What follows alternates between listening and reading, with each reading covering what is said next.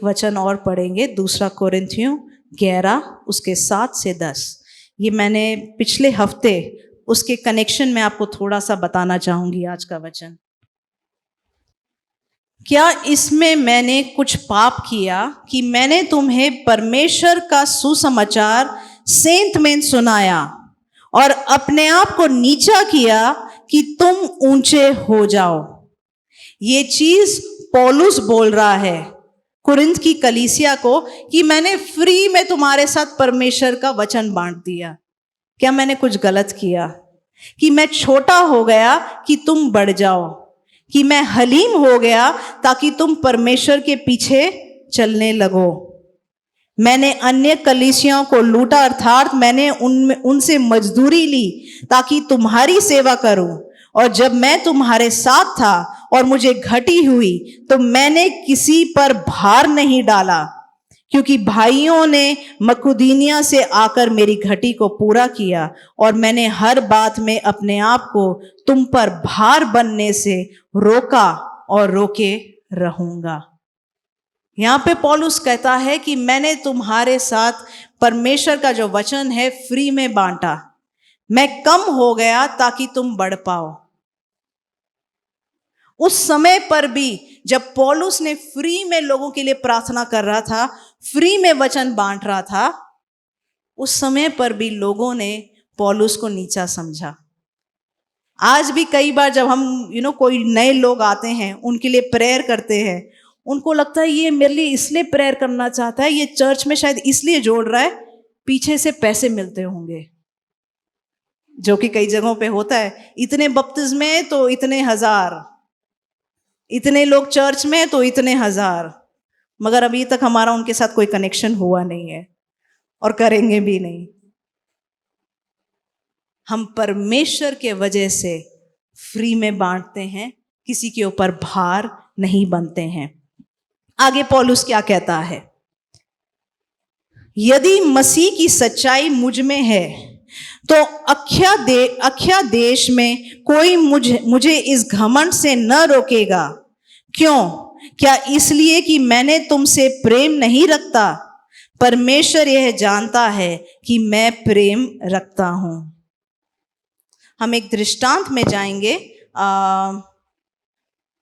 इसको हम 5 से 4 से पढ़ेंगे।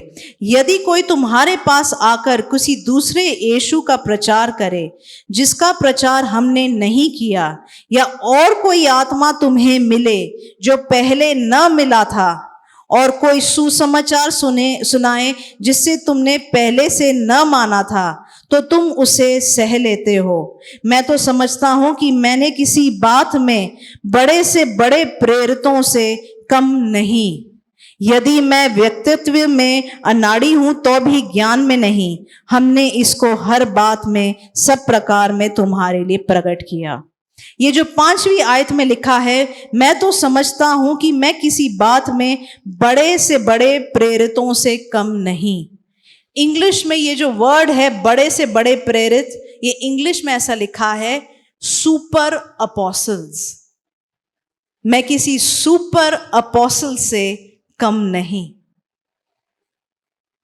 ये पौलुस के समय में भी ऐसा ही एक ट्रेंड चल रहा था कि ऐसे अपोस्टल्स निकल गए थे जो सुपरमैन की तरह थे, जो कुछ भी करते थे, जो कुछ गलत नहीं कर सकते। उस समय पर भी ऐसा एक ट्रेंड निकल चला था। तो पौलुस कहता है कि उस समय मैंने तुम पर कभी कोई भार नहीं बना, मैंने तुम्हारे विरोध में कुछ गलत नहीं किया। इस चीज को हम मत्ती 21:18 से 22 देखेंगे। भोर को जब वो नगर को लौट रहा था तो उसे भूख लगी।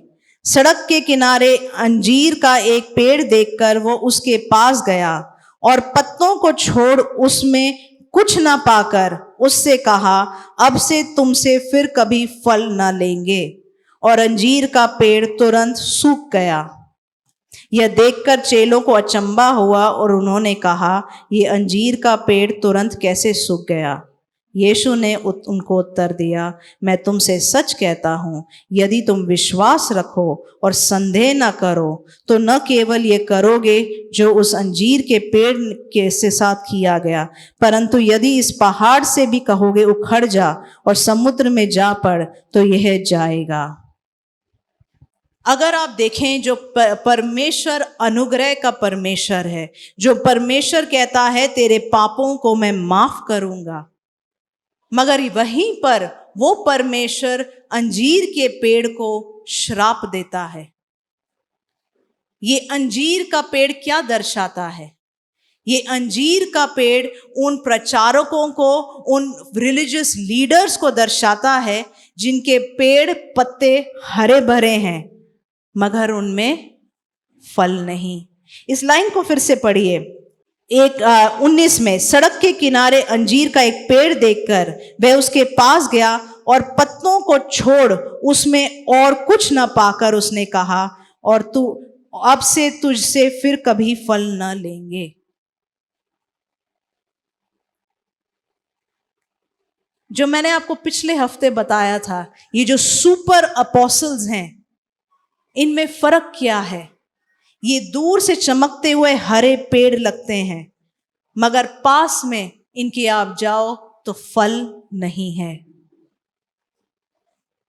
मेरा परमेश्वर माफ करने वाला परमेश्वर है, पापों को माफ करने वाला परमेश्वर है, मगर जो लोग दूसरों को धोखा देते हैं, अपने पत्तों को हरा दिखाते हैं मगर उनमें फल नहीं, उनको श्राप भी देने वाला परमेश्वर है।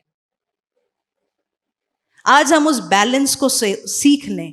कई बार हम कुछ ऐसे प्रचार सुनते हैं कि सब कुछ माफ है, कई बार हम सिर्फ ये सुनते हैं कि तेरे ऊपर दंड है, तूने पाप किया। आज हम परमेश्वर का वो जो अनुग्रह का बैलेंस है उसको सीख ले। हमारे पास माफी है, मगर अगर जहां पे लोग अपने पत्तों को हरे दिखाते हुए फल ना लगे हों, वहां पे परमेश्वर का दंड है। एलिया की कहानी पढ़ेंगे, दूसरा राजा 4 उसके 32 से 35।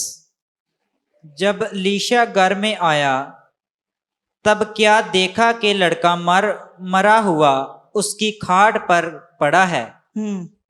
तब उसने अकेले भीतर जाकर द्वार बंद किया और यहोवा से प्रार्थना की।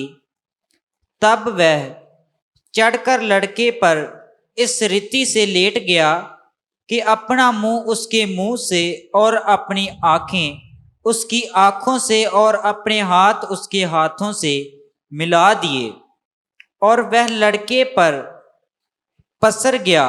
तब लड़के की देह गर्म होने लगी। तब वह उसे छोड़कर घर में इधर उधर टहलने लगा और फिर चढ़कर लड़के पर पसर गया। तब लड़के ने 7 बार चीखा और अपनी आंखें खोली। तो यहाँ पर अगर आप देखेंगे, जब एलीशा ने भी किसी मरे हुए को जिलाया, वो कैसे उस पर लेट गया, उसके बाद फिर प्रार्थना कर रहा है, फिर घूम रहा है। पहले तो लिखा है उसने दरवाजा बंद किया ताकि अकेले में उसके ऊपर प्रार्थना कर पाए। उसके ऊपर प्रार्थना किया, फिर चलने लगा, फिर प्रार्थना करे। मगर आजकल जो हम देखते हैं, मरे हुए लोग जी उठ रहे हैं, और वो भी एक ऐसा लगता है कोई लाइव शो चल रहा है।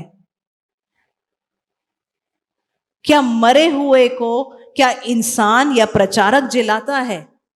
क्या बीमार को इंसान या प्रचारक ठीक करता है कि परमेश्वर करता है?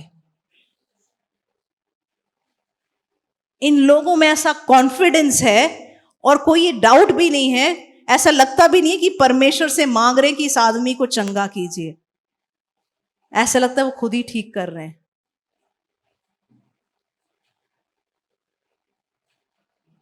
और हम कितनी बार मान जाते हैं। जब हम सीखें परमेश्वर की गिफ्ट्स में कैसे ऑपरेट किया जाता है, परमेश्वर के वरदानों में कैसे चला जाता है, फिर हम इन बातों को देख के हम समझते हैं कि ये चल क्या रहा है।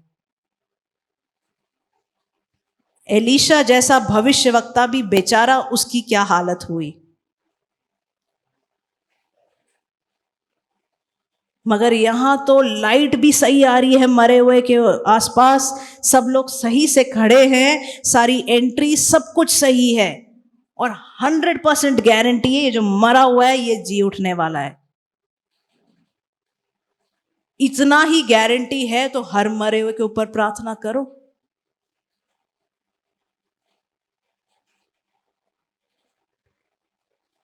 दूर से जो चमकता है, पास से वो जरूरी नहीं सोना है।